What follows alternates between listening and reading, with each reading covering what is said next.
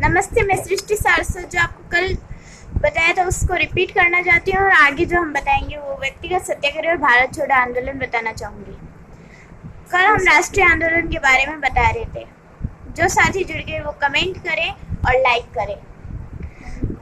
राष्ट्रीय आंदोलन पहले थे रॉलेट एक्ट सिडनी रॉलेट की अध्यक्षता में तैयार किया गया था, जिसे 19 मार्च 1919 को विधानमंडल द्वारा पारित किया गया।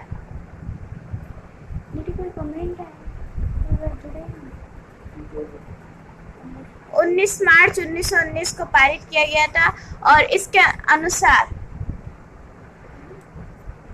इसके अंतर्गत किसी भी व्यक्ति को संदेह के आधार पर गिरफ्तार किया जा सकता है और इसमें न कोई दलील, न अपील, न वकील का प्रावधान था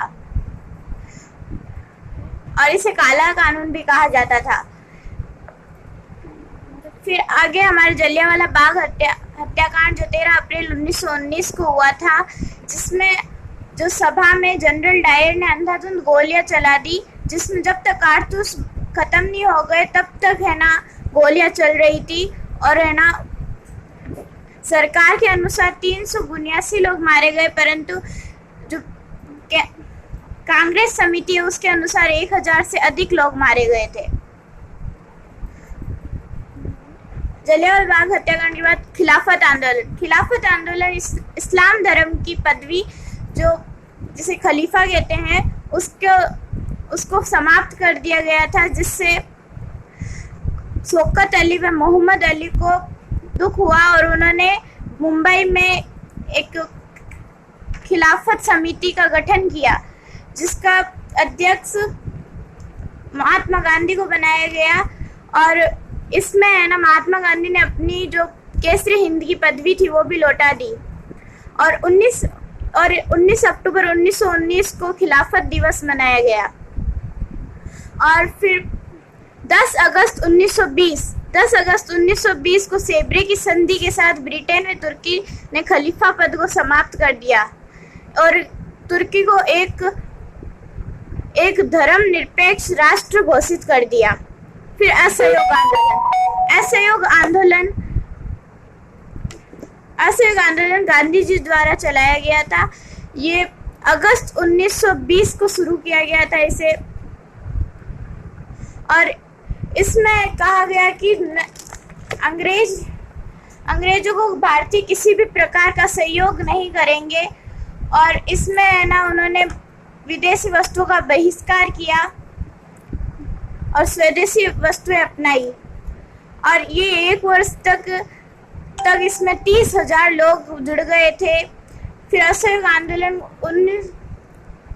5 फरवरी 1922 को जब पुलिस स्टेशन के लिए जो भीड़ जा रही थी वे शांतिपूर्वक कार्य करना चाहती थी, परंतु वहां पर पुलिस वालों ने है ना उन्हें ना परेशान किया और इससे है ना उन्होंने पुलिस चौकी पे आग लगा दी, जिसमें 21 सिपाही व एक थानेदार को जिंदा जला दिया गया।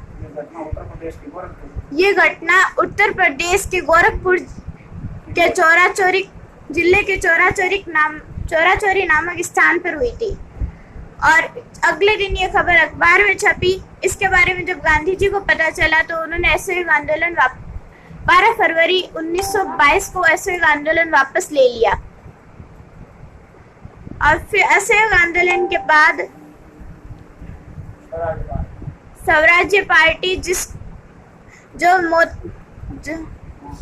मोतीलाल नेहरू व CR दास के द्वारा बनाई गई थी, साथ दोनों ने बनाई थी। और फिर सवनी अवज्ञा आंदोलन में Gandhi Simon commission sir John Simon की अध्यक्षता में तैयार हुआ था। इसमें 7 व्यक्ति थे और वो सभी अंग्रेज थे, कोई भारतीय नहीं था। इसलिए ये जब साइमन कमीशन बम्बई पहुंचा तो वहां पर इनका जबरदस्त विरोध हुआ। फिर ये लाहौर पहुंचा, वहां लाला लाजपत राय ने इसका विरोध का नेतृत्व किया और उसमें नारा भी दिया गया साइमन गो बैक। सैंडर्स ने लाठी चार्ज किया जिसमें लाला लाजपत राय बुरी तरह से घायल हो गए थे और 1 महीने बाद उनकी मृत्यु हो गई।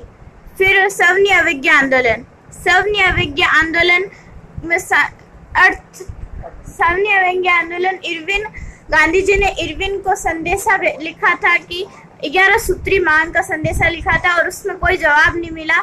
फिर गांधी जी ने अपने 78 अनुयायियों के साथ साबरमती आश्रम से 200 किलोमीटर दूर गुजरात के समुद्र तट पर स्थित दांडी गांव की ओर पैदल चले। 6 अप्रैल 1930 ईस्वी को वे वहां पहुंचकर नमक बनाकर अंग्रेजी कानून तोड़ा। इस आंदोलन को गैर कानूनी नमक बनाने व महिलाओं द्वारा शराब की दुकानें, अफीम के ठेकों, विदेशी कपड़ों के दुकानों को धरना देना आदि आह्वान गांधी जी ने किया। ये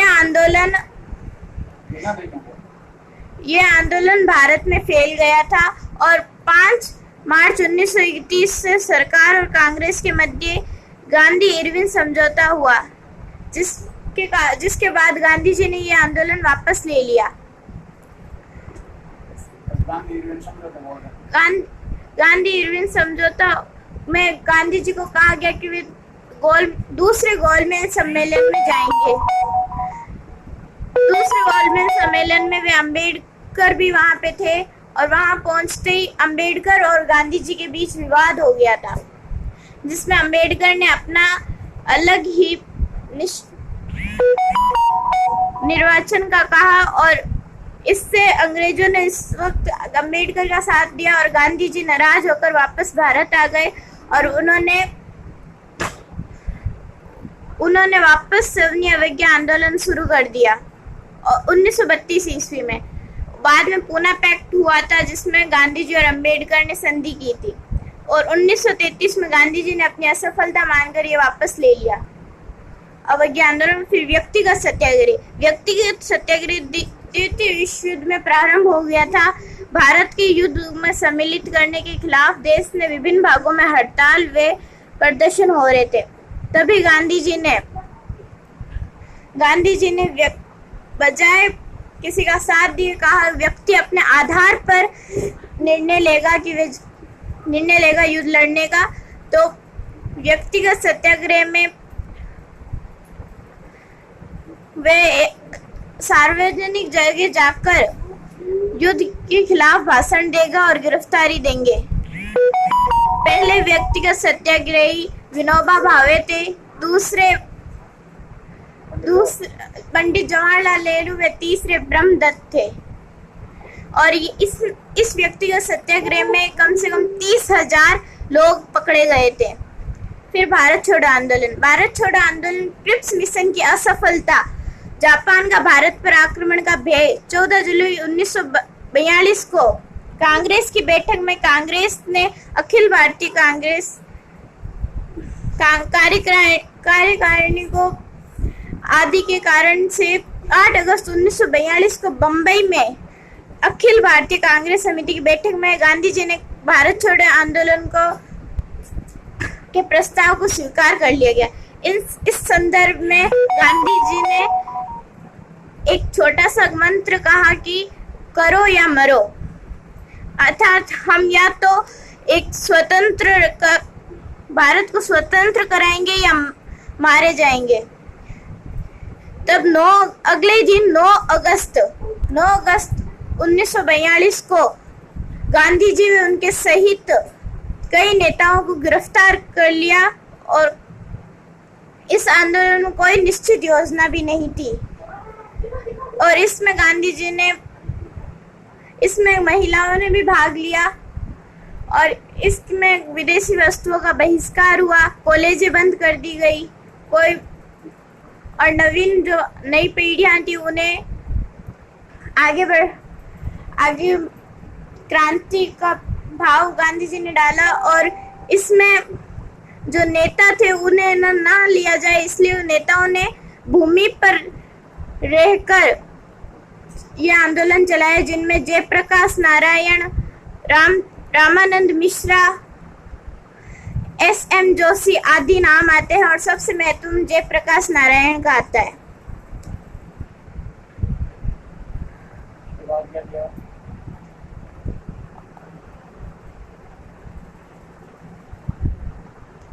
और इसमें एक सभा हुई थी जिसमें 10,000 से अधिक लोग मारे गए थे और ये इसमें हिंसा भी हुई थी और गांधी जी ने आंदोलन वापस भी नहीं लिया।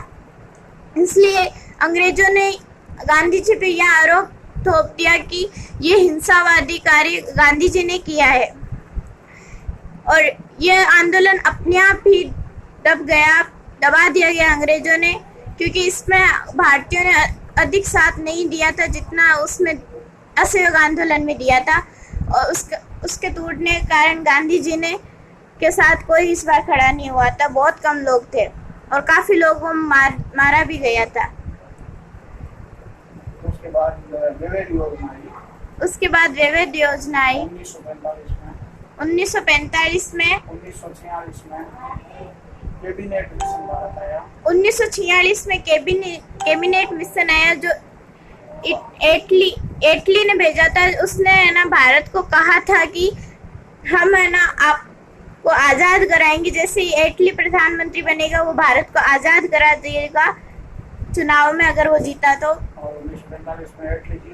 1945 में एटली जीत गया और उसने 1946 में भारत आजाद होने के बाद वो स्वतंत्र रहे और कोई कठिनाई ना हो, इसलिए उन्होंने कैबिनेट मिशन भारत भेजा 1946 में। कैबिनेट मिशन में भारत में संवैधानिक सभा का गठन किया। इस संविधान सभा में ही भारतीय संविधान बनाया। 15 अगस्त 1947 को भारत आजाद हो गया था। आज हम आजाद भारत में सांस ले रहे हैं। धन्यवाद। आगे कल वाला सवाल जो था उसका उत्तर कल सवाल दिया था मैं कल पूछा था नमक वाला, उसका उत्तर नहीं दिया। धन्यवाद। कल फिर मिलूंगी। धन्यवाद। कल वीडियो लेके सामान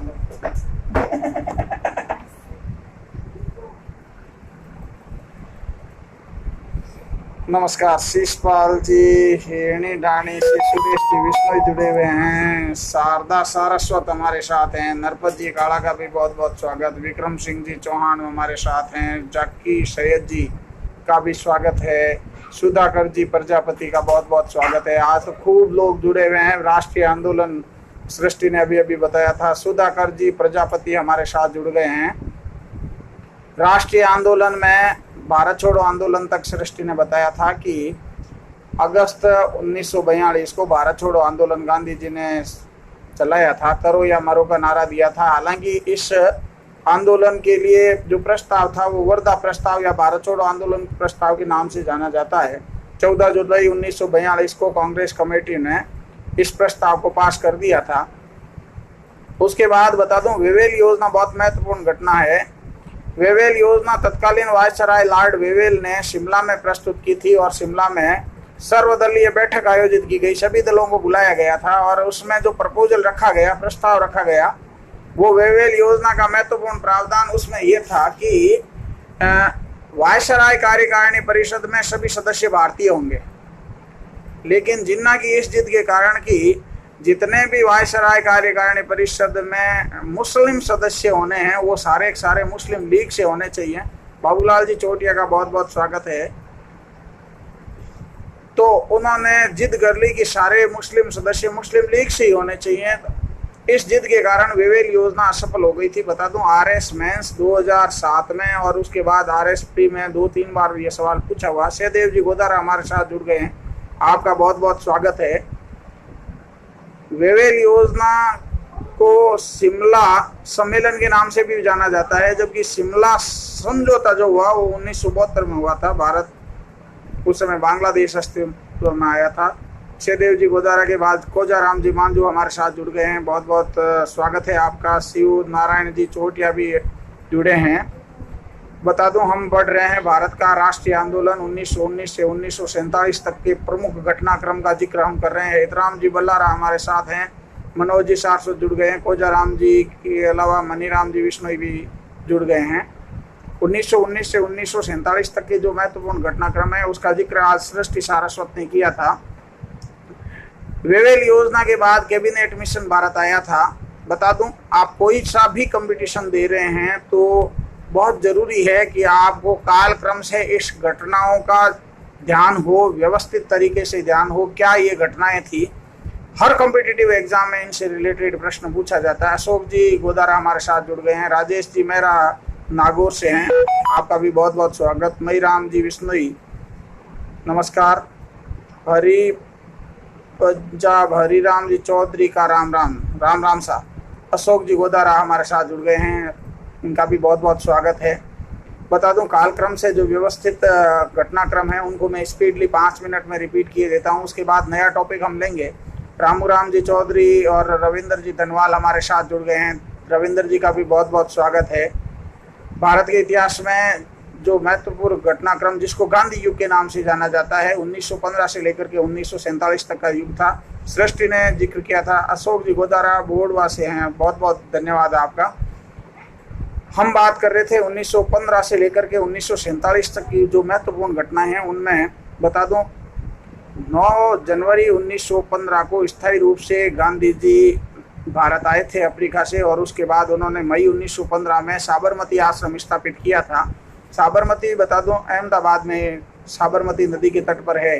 रविंद्र जी धनवाल को बहुत बहुत राम सर, कैसे हैं सर। 9 जनवरी का जैसा मैंने जिक्र किया था, 9 जनवरी 1915 को जब स्थायी रूप से गांधी जी भारत आए थे तो ये दिन जो है,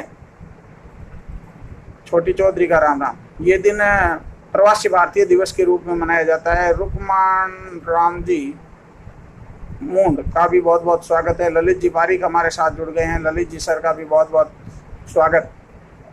इसके बाद मैंने आपको बताया साबरमती आश्रम अहमदाबाद में उन्होंने मई 1915 में स्थापित किया। 1916 में जो महत्वपूर्ण घटना हुई उसमें 2 बातें आपको बताना चाहूँगा। ये 1916 का लखनऊ समझौता या लखनऊ पैक्ट के नाम से जाना जाता है। लखनऊ में कांग्रेस का जो अधिवेशन हुआ उसमें कांग्रेस और मुस्लिम लीग एक हो गई थी। एक और बता दूं आपको कि 1907 में एक सूरत अधिवेशन हुआ था कांग्रेस का, उसमें कांग्रेस 2 दलों में विभाजित हो गई थी, गरम दल और नरम दल, वापस वो एक हो गए थे 1916 में। और इस मालाराम जी विश्नोई हमारे साथ जुड़ गए हैं, आपका बहुत बहुत स्वागत है। हेताराम जी मांझू का भी स्वागत है। रविंद्र जी धनवाल राम तो कर लो, कर लिया ना सर, राम बहुत राम प्रणाम नमस्ते। श्रवण जी सीओ, रविंद्र जी से राम हो गए हैं। रविंद्र जी मेरे परम मित्र हैं और आपसे राम कर लिए हैं। केशव जी गोरा हमारे साथ जुड़ गए हैं। श्रवण जी सियोल भी हमारे साथ हैं, बहुत बहुत स्वागत है सर आप सभी का। हम बात कर रहे हैं कि 1916 में लखनऊ समझौता हुआ था। इस अधिवेशन की अध्यक्षता अंबिका चरण मजूमदार ने की थी। सुनील जी लेगा का भी बहुत बहुत स्वागत है, नमस्कार। हम बात कर रहे थे 1916 के लखनऊ समझौते की, और लखनऊ अधिवेशन की अध्यक्षता अंबिका चरण मजूमदार ने की थी। आपकी जानकारी के लिए बता दूं, इस अधिवेशन की अध्यक्षता बाल गंगाधर तिलक को करनी थी, लेकिन एक केस के सिलसिले में उन्हें पेशी के लिए लंदन जाना पड़ा। ये केस ये था कि एक अंग्रेज वैलेंटाइन शेरोल ने उन्हें भारतीय अशांति का जनक कह दिया था और बाल गंगाधर तिलक ने उनके विरुद्ध मानहानि का दावा कर दिया था, और उस केस के सिलसिले में ही उन्हें लंदन जाना पड़ा। फलस्वरूप वो लखनऊ अधिवेशन की अध्यक्षता नहीं कर पाए थे। लखनऊ अधिवेशन की अध्यक्षता अंबिका चरण मजूमदार ने की थी। उसके बाद 1917 में चंपारण किसान आंदोलन बहुत ही महत्वपूर्ण घटना घटित हुई थी, और ये राजनीतिक शुरुआत थी गांधी जी की भारत में। सुनील जी लेगा नमस्कार। पुखराज जी रायका सैननी से आपका भी बहुत बहुत स्वागत है।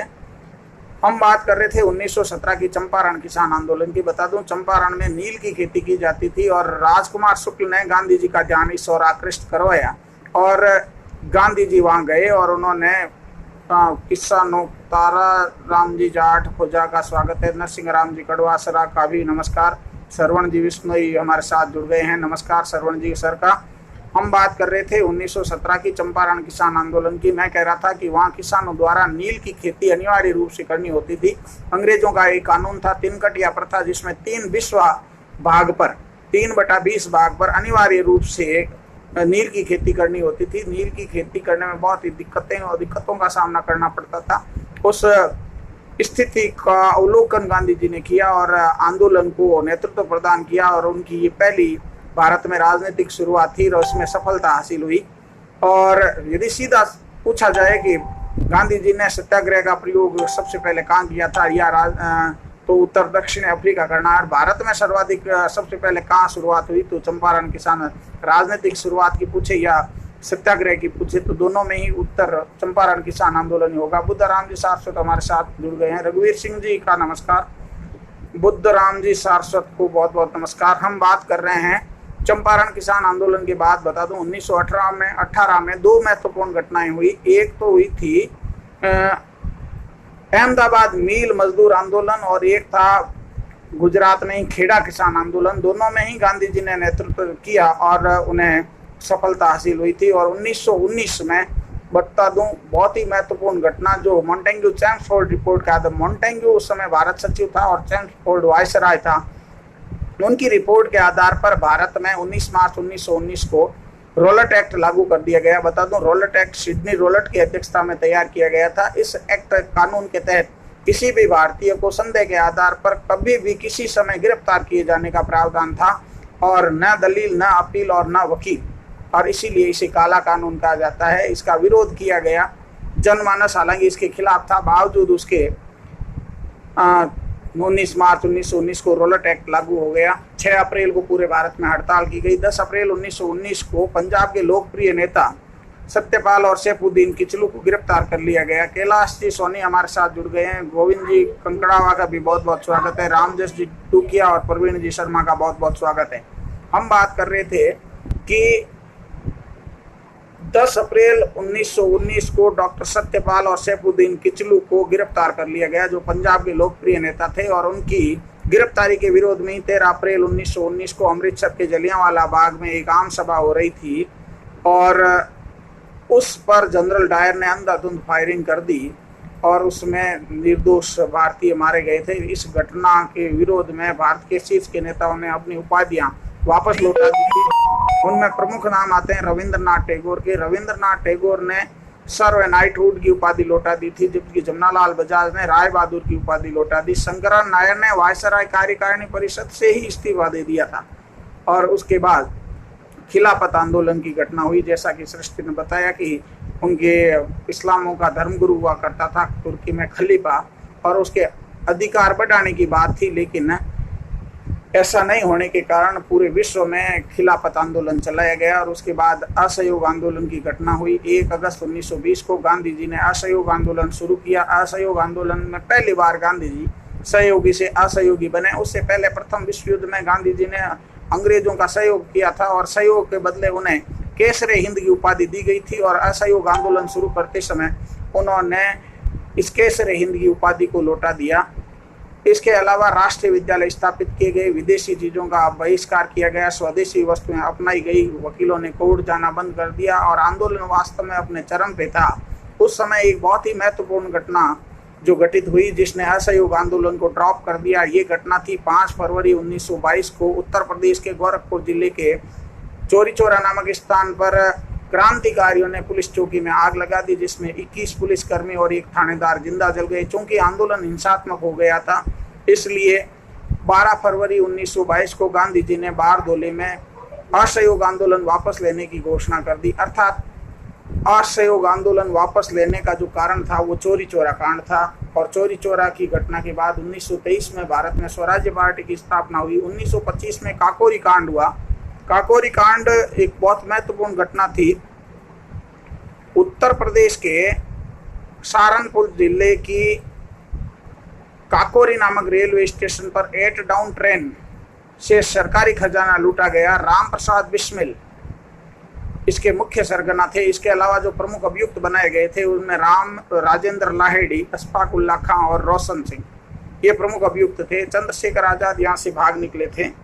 और राम प्रसाद बिस्मिल का नाम सुना होगा। सरफरोशी की तमन्ना अब हमारे दिल में है, देखना है जोर कितना बाजुए कातिल में है, वक्त आने दी बता देंगे तुझे ए आसमां, हम अभी से क्या बताएं क्या हमारे दिल में है।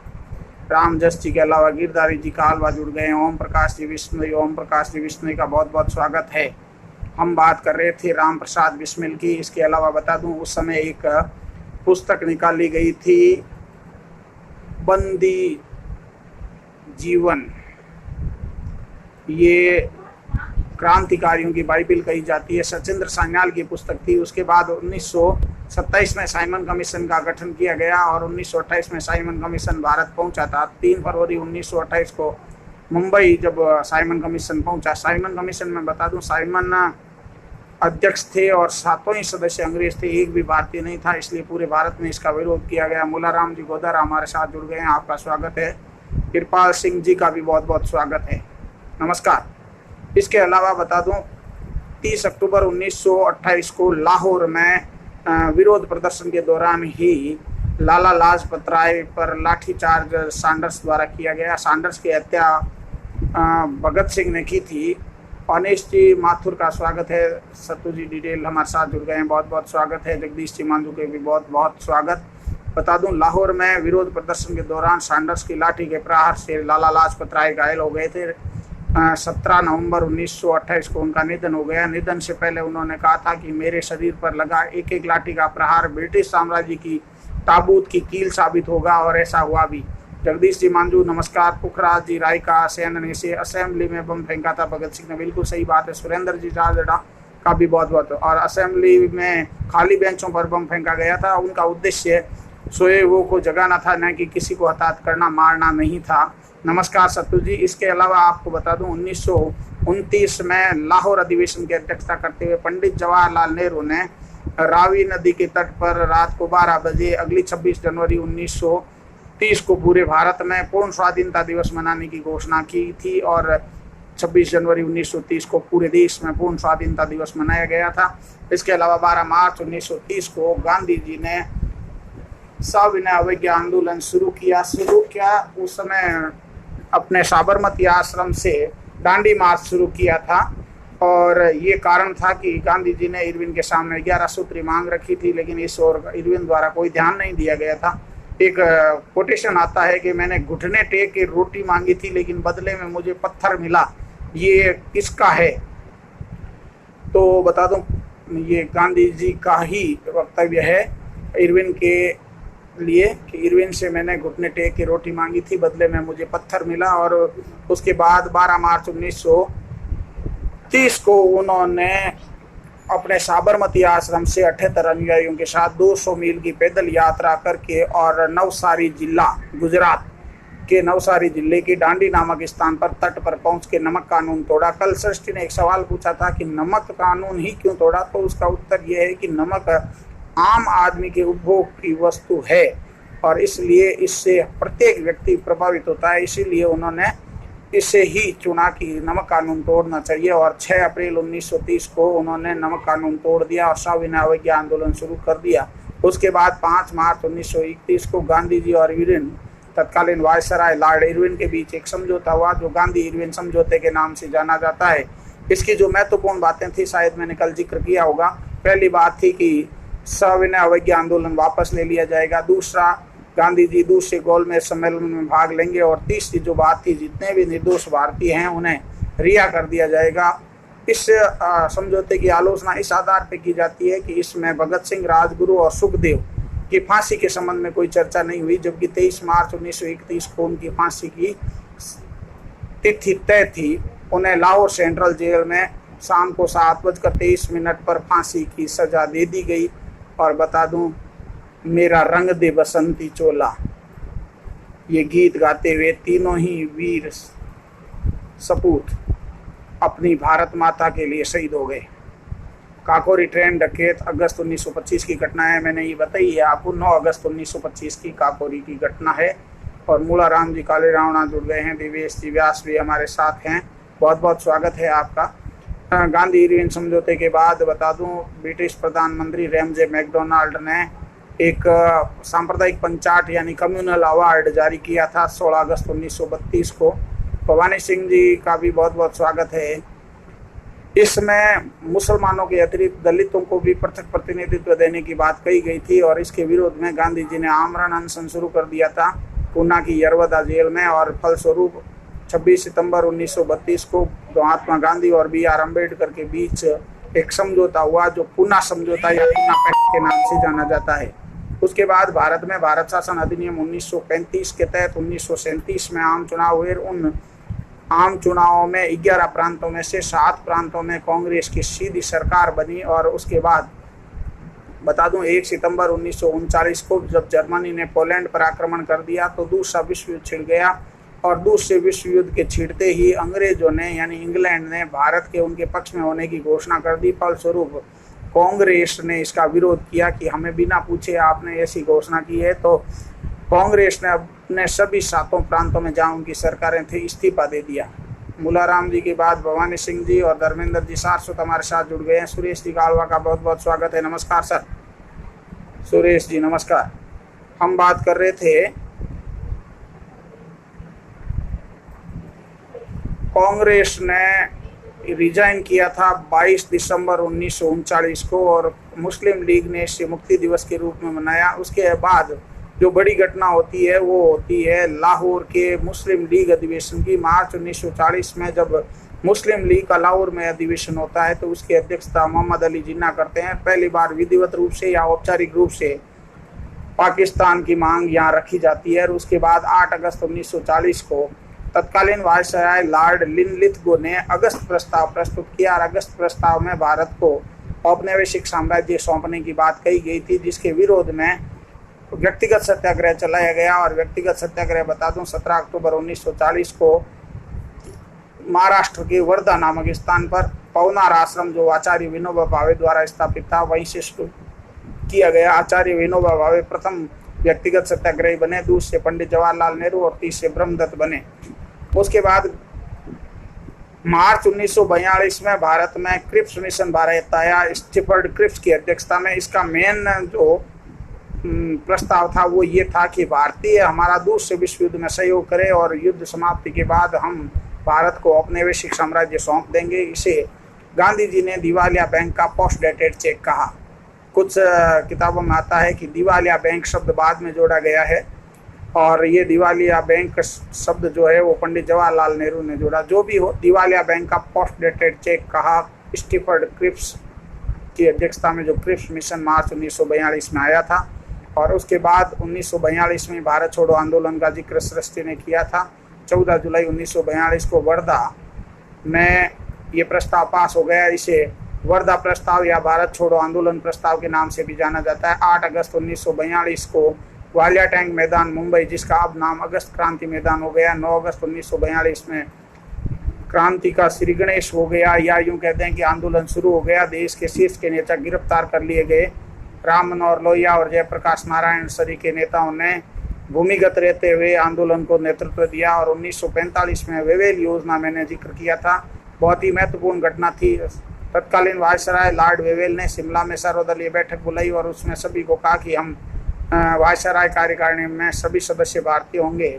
लेकिन जिन्ना की इस जिद के कारण कि मुस्लिम सदस्य सारे के सारे मुस्लिम लीग से होने चाहिए, वेवेल योजना असफल हो गई।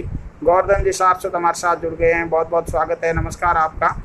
और उसके बाद बता दूं 1946 में कैबिनेट मिशन भारत आया। जैसा कि सृष्टि ने आपको जानकारी दी थी कि 1945 में इंग्लैंड में आम चुनाव हुए और उस समय लेबर पार्टी की सरकार बनी। विंस्टन चर्चिल जो कंजर्वेटिव पार्टी के थे हार गए थे। एक सवाल बता दूं सेकंड ग्रेड में पूछा हुआ कि जब भारत छोड़ो आंदोलन हुआ था उस समय ब्रिटेन के प्रधानमंत्री कौन थे, तो विंस्टन चर्चिल थे। एक और बता दूं आपको कि संयुक्त राष्ट्र संघ की स्थापना में जो अग्रणी थे उनमें विंस्टन चर्चिल और अमेरिकी राष्ट्रपति फ्रैंकलिन डी रूजवेल्ट का नाम आता है। फ्रैंकलिन डी रूजवेल्ट को संयुक्त राष्ट्र संघ का जनक माना जाता है। उन्होंने एक अटलांटिक चार्टर पर हस्ताक्षर किए थे। 14 अगस्त 1941 को प्रिंस ऑफ वेल्स एक जहाज का नाम था, वहाँ युद्ध पोत पर उन्होंने हस्ताक्षर किए थे कि हम साम्राज्यवादी नीति को त्याग करके पूरे विश्व में गणतंत्र या लोकतंत्र की स्थापना चाहते हैं। विंस्टन चर्चिल की हार के बाद नए ब्रिटेन के प्रधानमंत्री बने क्लीमेट एटली, और क्लीमेट एटली ने प्रधानमंत्री बनते ही लेबर पार्टी की सरकार बनी और प्रधानमंत्री बनते ही उन्होंने कैबिनेट मिशन भारत भेजा। मार्च 1946 को कैबिनेट मिशन भारत आया, जो त्रिसदस्यीय आयोग था, जो 3 सदस्य थे। अकेला, मतलब अलेक्जेंडर यानी एवी अलेक्जेंडर, के मतलब क्रिप्स, स्टीफर्ड क्रिप्स, और ला मतलब Lawrence, Pethick Lawrence. Pethick Lawrence बता दूं, हीराराम जी जांगीड़ हमारे साथ जुड़ गए हैं। नमस्कार हीराराम जी का। हम बात कर रहे थे कि अध्यक्ष जो था वो पैथिक लॉरेंस था। एक बता दूं, ऑप्शन में पैट्रिक लॉरेंस भी आता है। पैट्रिक लॉरेंस बता दूं एजेंट ऑफ गवर्नर जनरल थे। 1857 की क्रांति के समय राजस्थान के agent of governor general Patrick Lawrence थे, जबकि पैथिक लॉरेंस कैबिनेट मिशन के अध्यक्ष थे। हम बात कर रहे हैं कि 1946 में कैबिनेट मिशन के प्रावधानों के अंतर्गत भारत में संविधान सभा का गठन किया गया, और उसमें कहा गया था कि भारत में एक संविधान सभा होगी और ये संविधान सभा भारत में नए संविधान का गठन करेगी या बनाएगी। और संविधान सभा के गठन के लिए महत्वपूर्ण प्रावधान ये थे कि सदस्यों की संख्या 389 होगी। लक्ष्मी नारायण जी सैनी हमारे साथ जुड़ गए हैं। लक्ष्मी नारायण जी को नमस्कार। हम बात कर रहे हैं कि उसमें महत्वपूर्ण प्रावधान ये थे कि सदस्यों की संख्या 389 होगी, और जुलाई अगस्त 1946 में इसके लिए चुनाव हुए। 10 लाख की जनसंख्या पर एक अप्रत्यक्ष रूप से सदस्य निर्वाचित होकर के आएगा। उसमें 93 देशी रियासतों के जो शासक थे वहां निर्वाचन नहीं होना था। इसके अलावा 292 प्लस 4 296 सीटों पर निर्वाचन हुआ, और जो सीटें सामने आई उसमें सबसे ज्यादा भारतीय राष्ट्रीय कांग्रेस की आई। भारतीय राष्ट्रीय कांग्रेस की 208 सीटें मिली, और इसके अलावा 73 सीटें मुस्लिम लीग को मिली, और 15 जो अन्य थे। यूं करके संविधान सभा का गठन कर दिया गया, और 9 दिसंबर 1946 को संविधान सभा की पहली बैठक हुई। उससे पहले बता दूं 2 सितंबर 1946 में भारत में अंतरिम सरकार का गठन किया गया, और अंतरिम सरकार के जो प्रधानमंत्री बने वो पंडित जवाहरलाल नेहरू बने थे। यहाँ बता दूं 9 दिसंबर 1946 को दिल्ली में पहली बैठक हुई, संविधान सभा की पहली बैठक हुई। उसके अस्थायी अध्यक्ष डॉक्टर सच्चिदानंद सिन्हा को बनाया गया। ये सबसे वयोवृद्ध थे और बिहार से थे। सुनील जी बाबू हमारे साथ जुड़ गए हैं। नौरतमल जी शर्मा का भी बहुत बहुत स्वागत है। 9 दिसंबर के बाद 2 दिन बाद 11 दिसंबर 1946 को स्थायी रूप से अध्यक्ष बना दिया गया डॉक्टर राजेंद्र प्रसाद को। राजेंद्र बाबू भी बिहार के थे, जो भारत के पहले राष्ट्रपति बने। उसके बाद 2 दिन बाद 13 दिसंबर 1946 को पंडित जवाहरलाल नेहरू ने उद्देश्य प्रस्ताव रखा, और उद्देश्य प्रस्ताव नहीं, बाद में प्रस्तावना का रूप ले लिया था। बता दूं, इसके अलावा जो महत्वपूर्ण समिति थी वो ड्राफ्ट कमेटी थी। 29 अगस्त 1947 को ड्राफ्ट कमेटी का गठन किया गया। इसके अध्यक्ष जो थे वो डॉक्टर भीमराव अंबेडकर बने। प्रारूप समिति या ड्राफ्ट कमेटी का अध्यक्ष डॉक्टर भीमराव अंबेडकर को बनाया गया। इसमें 7 सदस्य थे। इसके अलावा थोड़ी जानकारी आपको दे दूं कि 1947 में फरवरी 1947 को तत्कालीन प्रधानमंत्री क्लेमेंट एटली ने घोषणा की कि जून 1948 तक हम भारत को आज़ाद कर देंगे, और इसे भारत के इतिहास में एटली घोषणा के नाम से जाना जाता है। और बाद में एक 3 जून 1947 को भारत के विभाजन की योजना प्रस्तुत की गई। चूंकि 3 जून को प्रस्तुत की गई इसलिए इसे जून 3rd प्लान के नाम से जाना जाता है। ये भारत के विभाजन की योजना थी। इसे माउंटबेटन योजना के नाम से भी जाना जाता है। इसके अलावा बता दूं, जून 3rd प्लान माउंटबेटन योजना जो थी, इसको कानूनी जामत पहनाने के लिए या कानूनी मान्यता देने के लिए 4 जुलाई 1947 को एक अधिनियम प्रस्तुत किया गया, जिसका नाम था भारतीय स्वतंत्रता अधिनियम 1947। ब्रिटिश पार्लियामेंट में प्रस्तुत किया गया। कमलेश जी सियाग हमारे साथ जुड़ गए हैं, बहुत बहुत स्वागत है। वीरबल जी चौधरी का भी। संजय कुमार जी, महात्मा गांधी को निम्न उपाधियां किसने दी थी? मतलब ये अब मैं पूरा पढ़ूंगा। इसके अलावा अपन अंतिम चरण में है। महात्मा गांधी को राष्ट्रपिता की, बापू की, ये सारी अपन बातें करेंगे। इसके अलावा हम बात यूँ कर रहे हैं कि ये जो कानून बनाया गया था 4 जुलाई 1947 को भारतीय स्वतंत्रता अधिनियम ब्रिटिश पार्लियामेंट में प्रस्तुत किया गया, और 18 जुलाई 1947 को ये पास हो गया, कानून बन गया। और भारतीय स्वतंत्रता अधिनियम में जो महत्वपूर्ण प्रावधान थे वो यूँ थे, थोड़े से स्पीडली बता रहा हूँ पहला था कि भारत के 2 अधिराज्य होंगे, एक भारत होगा दूसरा पाकिस्तान होगा। प्रत्येक अधिराज्य के लिए एक एक गवर्नर जनरल होगा। भारत के लिए गवर्नर जनरल माउंटबेटन को बनाया गया, जबकि पाकिस्तान का मोहम्मद अली जिन्ना को बनाया गया। देशी रियासतों के लिए खुली छूट कर दी कि वो चाहे तो भारत में शरीक हो सकते हैं अथवा पाकिस्तान में, या अपना स्वतंत्र अस्तित्व रख सकती हैं।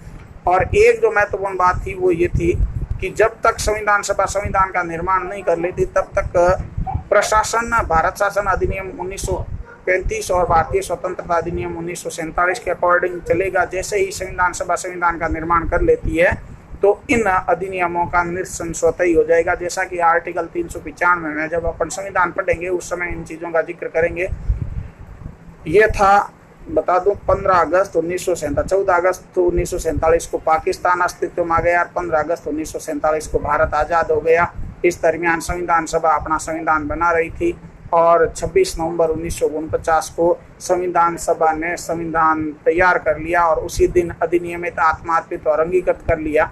और उसके बाद 26 जनवरी 1950 को भारत का नया संविधान लागू हो गया और उसी के अकॉर्डिंग भारत में कानून व्यवस्था वर्तमान में चल रही है। भारत का संविधान अपन राजनीतिक व्यवस्था को लेकर के अलग से पूरा टॉपिक पढ़ेंगे।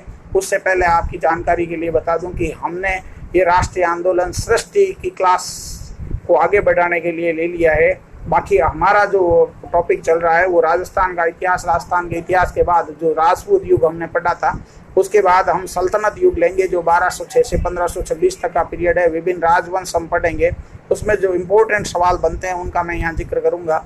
इसके अलावा 1526 से लेकर के और 1857 की क्रांति तक का जो मुगल काल है, क्योंकि 1858 तक बहादुर शाह जफर द्वितीय का काल है, वो भी अपन पढ़ेंगे।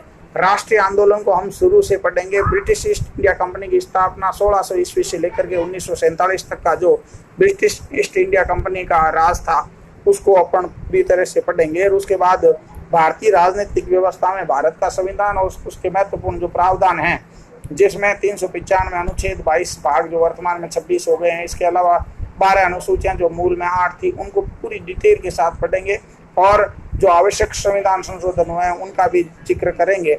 अशरफ जी हमारे साथ जुड़ गए हैं, अशरफ जी को बहुत बहुत नमस्कार। और इसके अलावा बता दूं, जो साथी नहीं जुड़ पाए हैं वो इस वीडियो को बाद में भी देख सकते हैं। और बता दूं, रोज़ हम बहुत सारी बातें करेंगे। जो भी सवाल आपको पूछने हैं आप सवाल भी पूछ सकते हैं, कमेंट्स कर सकते हैं। आप लाइव हमसे जुड़े रहिए। रोज़ हम 10 बजे हाजिर होते हैं कॉम्पिटिटिव एग्जाम्स से रिलेटेड महत्वपूर्ण प्रश्न और महत्वपूर्ण घटनाओं को लेकर के। और इसके अलावा आपको एक बार पुनः याद दिला दूं, हमने बहुत ही एक महत्वपूर्ण कॉम्पिटिटिव एग्जाम से रिलेटेड महत्वपूर्ण यूट्यूब चैनल बना रखा है, सुरेंद्र सारस्वत। इस पर थोड़ा गौर कीजिएगा। उसको बहुत ही अपने जो साथी हैं उनमें शेयर भी करें। ये मेरी पर्सनल रिक्वेस्ट है कि जितना ज़्यादा लाइक और शेयर करोगे, सब्सक्राइब करोगे, उतना ही मेरा हौसला बढ़ेगा और मैं ज़्यादा से ज़्यादा वीडियो अपलोड करूँगा जो बहुत ही महत्वपूर्ण होंगे आपके लिए। और इसलिए एक बार पुनः मैं आपसे रिक्वेस्ट करता हूं कि मेरे YouTube channel Surendra Saraswat subscribe करें, लाइक करें और शेयर करें, आइकन बेल दबाएं। आपके साथ लक्ष्य सारस्वत जुड़ रहा है। हाँ, बोल दो। आई होप ना आपको ये वीडियो अच्छा लगा होगा। तो बाय बाय।